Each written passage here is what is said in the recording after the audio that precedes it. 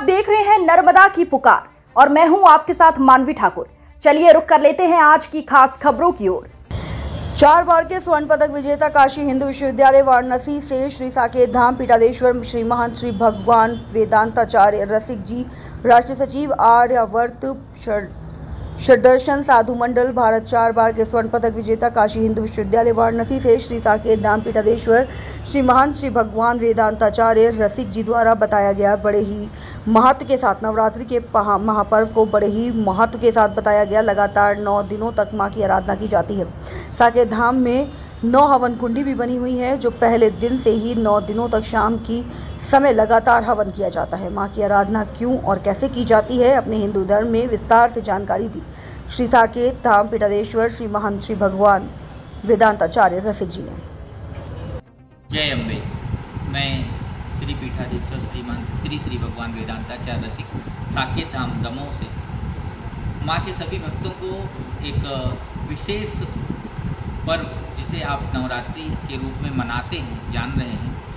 वास्तव में यह जो 9 दिवसीय नवरात्र है, इसमें महाअष्टमी का बहुत बड़ा पर्व जन जन के माध्यम से घर घर में मनाया जाता है। प्रश्न यह है कि इस नवरात्र में अष्टमी क्यों इतने बृहद रूप से मनाई जाती है, अन्य तिथियों को इतना महत्व क्यों नहीं। तो विशेष बात यह है कि वास्तव में इस जीव की अष्टधा प्रकृति होती है। प्रकृति 8 प्रकार की होती है और उसी 8 प्रकार की प्रकृति की 8 सिद्धियां होती हैं। जब वह प्रकृति अपने आप में सिद्ध हो जाती है तो वह जीव को अपने द्वारा किए जाने वाले कार्यों को सिद्ध करती है। तो इन अष्टधा प्रकृति और इन अष्ट सिद्धियों के बीच में जो 9 प्रकार की निधियाँ होती हैं वह नवरात्र के रूप में विद्यमान है। लेकिन ये कैसे प्राप्त होंगी, उसके लिए माँ सबके घर घर तक पहुँचती है। लेकिन पहुँचे कैसे, उस पहुँचने का नाम ही है कुल देवता की पूजा।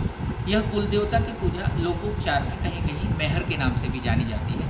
उस मेहर में सबसे पहले जो माँ को भेंट दी जाती है, जो भोज्य पदार्थ ग्रहण करना होता है, उसमें अठवाइयाँ बनती हैं। वह भी 8 से ही जुड़ी हुई है और 8 अठवाई का ज़्यादा महत्व है क्योंकि वह उस प्रकृति की देवता है।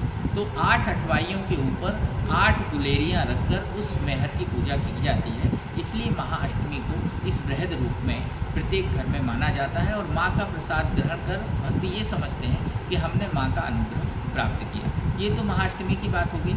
इसके साथ साथ महाअष्टमी की जो माँ की स्वयं की प्रकृति को बताने वाली सिद्धि है वह है अष्टांग योग। क्योंकि माँ जब प्रकट हुई तो वो केवल इसलिए नहीं प्रकट हुई कि बच्चों ने उनको पुकारा। बच्चों ने उनको जब पुकारा, जब बच्चों को भूख लगी, तो सबसे पहले भूख किसको लगी?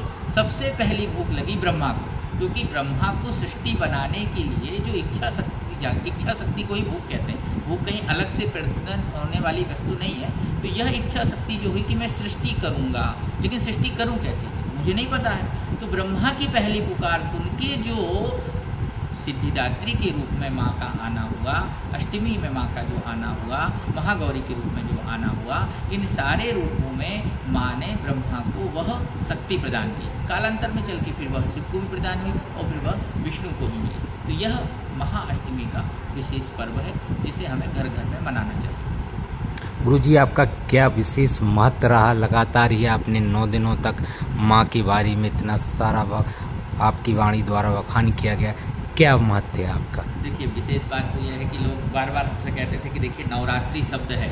हमने कहा सही बात है, तो कहले 9 तो सब जानते हैं लेकिन 9 नहीं जानते। 9 का मतलब होता है नवीनता। तो ऐसी कौन सी नवीनता है? क्या नवीनता केवल हमारे डेकों में समाहित है कि हमने हर बार माँ का श्रृंगार अलग साड़ी पहना के कर लिया, अलग लाइटिंग लगा ली, अलग हमने किसी तरह की सज्जा कर ली फूलों से, पत्तों से? नहीं, विशेषता है नव विचार की। क्योंकि आप नए पत्ते भी कैसे लगाएंगे, नए फूल कैसे लगाएंगे, आप नया डेको कैसे करेंगे, नया श्रृंगार कैसे करेंगे, जब तक आपके मन में सृजन की शक्ति नहीं आएगी। तो ये नव विचार जो हैं वह दार्शनिक विवेचना के रूप में इसलिए इस बार प्रस्तुत किया गया। जैसे कुष्मांडा है, शैलपुत्री है, कालरात्रि है, जिससे समसामयिक विषयों में हम नवरात्रि को जोड़कर देखें। जैसे आज का सबसे बड़ा विषय है कन्याओं की सुरक्षा, माताओं की सुरक्षा। और इस सुरक्षा के लिए केवल यह प्रकृति जो वर्तमान में आप जी रहे हैं यह जिम्मेदार नहीं है। इसके लिए सबसे पहली जिम्मेदारी थी जिस समय पार्वती ने तपस्या की और तपस्या के लिए वन में गई। तो आप सोचिए कि पार्वती के पिता नहीं थे, क्या थे? हिमालय राज थे। हिमालय राज को चिंता नहीं हुई, बहुत चिंता हुई। तो हिमालय राज ने उस समय पुत्री को वन में जाने से मना नहीं किया। आप तो बाजार जाने से मना कर रहे हैं। क्यों मना कर रहे हैं? क्योंकि आप अपनी कन्या की सुरक्षा आज के सामाजिक उस परिप्रेक्ष्य में जहाँ कुदृष्टि है उससे नहीं बचा पा रहे हैं। लेकिन हिमालय राज ने मना नहीं किया, वरन वो शेर बन के, उसका कवच बन के उसके साथ रहे और उसकी तपस्या में, उसकी चाह में उस चीज़ को सिद्ध करके स्थापित किया। तो आज मेरा कहना ये है कि कन्याओं के लिए, माताओं के लिए, स्त्रियों के लिए क्या कोई ऑटो वाला, क्या कोई वकील, क्या कोई पुलिस हिमालय राज की तरह पिता बन सकता है जो उसका कवच बने।